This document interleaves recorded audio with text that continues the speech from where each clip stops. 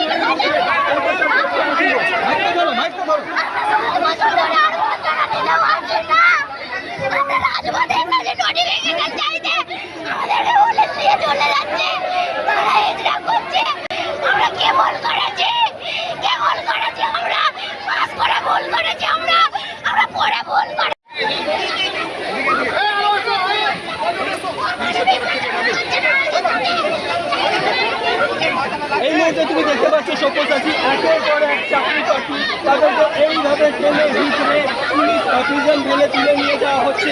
অর্থাৎ চাকরি প্রার্থীরা তারা বলছেন যে 2022 সালের ডিসেম্বর মাসে এখনো পর্যন্ত ইন্টারভিউ হলো না, কবে তাদের ইন্টারভিউ হবে, একই সঙ্গে 50,000